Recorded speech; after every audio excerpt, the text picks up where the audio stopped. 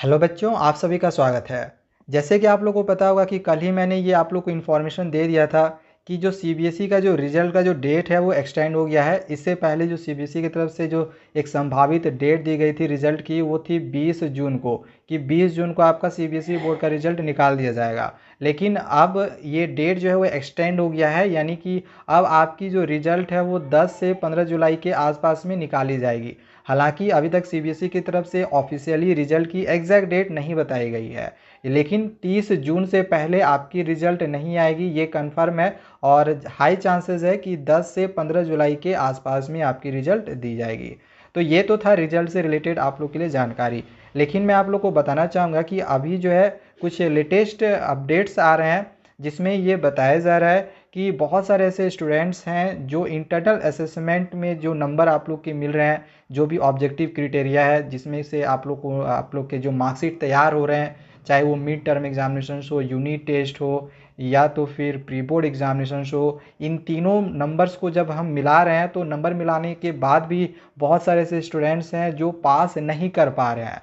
तो ऐसे में उनको ग्रेस अंक देकर पास किया जा रहा है। और ग्रेस मार्क्स यहाँ पे आप लोगों को मैं बताना चाहूँगा कि 5 से 6 नंबर या 7 नंबर आप लोग के ग्रेस मार्क्स दिए जा रहे हैं। अगर इससे भी आपके मार्क्स अगर कम आते हैं तभी आपका कंपार्ट लगेगा और आप फेल होगे, अदरवाइज नहीं होगे। और कंपार्टमेंटल से भी रिलेटेड मैंने आप लोग को एक वीडियो में न्यूज़ दिया हुआ था कि वैसे स्टूडेंट जिनका कंपार्ट लगता है तो फिर उनका फिर से एग्जामिनेशन होगा। एग्जामिनेशन आपका 2 बार हो सकता है, एक बार तो आपकी स्कूल लेगी, और अगर वहाँ पे अगर आप नहीं देना चाहते हो तो सीबीएसई बोर्ड भी एग्जामिनेशन करवाएगी, आप उस टाइम भी दे सकते हो। तो इस बार से आप लोग के कंपार्टमेंटल एग्जामिनेशन भी 2 बार होंगे।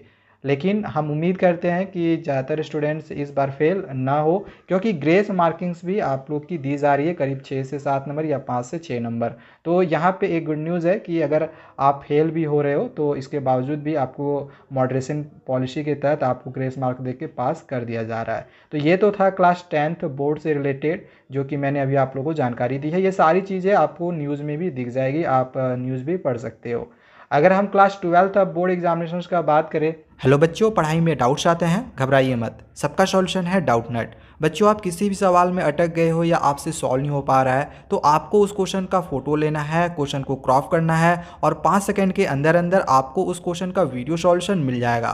फिर आपका क्वेश्चन चाहे होमवर्क का हो, सीबीएसई का हो, यूपी, बिहार, महाराष्ट्र, राजस्थान, एमपी या किसी और बोर्ड का हो, चाहे आईआईटी, जेईई, नीट या क्लास 6 से 12वीं तक का सवाल हो, सबका जवाब मिलेगा डाउटनट ऐप पर। या फिर कोई भी सब्जेक्ट हो, फिजिक्स, केमिस्ट्री, मैथ्स, बायो, आपके सभी सवालों के जवाब मिलेंगे आपको डाउटनट पर। साथ ही डाउटनट ऐप पर अब पढ़िए कोटा के बेस्ट फैकल्टी से, जैसे जीवी सर, आकांक्षा मैम, प्रिंस सर जैसे टॉप टीचर से। यानी अब पूरी पढ़ाई होगी डाउटनट ऐप पर। 3 करोड़ से ज़्यादा बच्चे डाउटनट ऐप पर पढ़ाई कर रहे हैं, तो आप भी जाइए और डाउटनट ऐप इंस्टॉल कीजिए। तो मैंने ये आप लोगों को जानकारी दी हुई थी परसों ही कि 11:30 बजे 18 मई को डॉक्टर रमेश पोखरियाल निशंक जी लाइव इंटरेक्शन करेंगे, जिसमें एजुकेशन से रिलेटेड और सीबीएसई बोर्ड का जो जो भी फैसला है कि बोर्ड एग्जामिनेशन कैंसिल करवा करें या फिर नहीं करें, तो उसके लिए भी जो है एक मीटिंग की गई थी।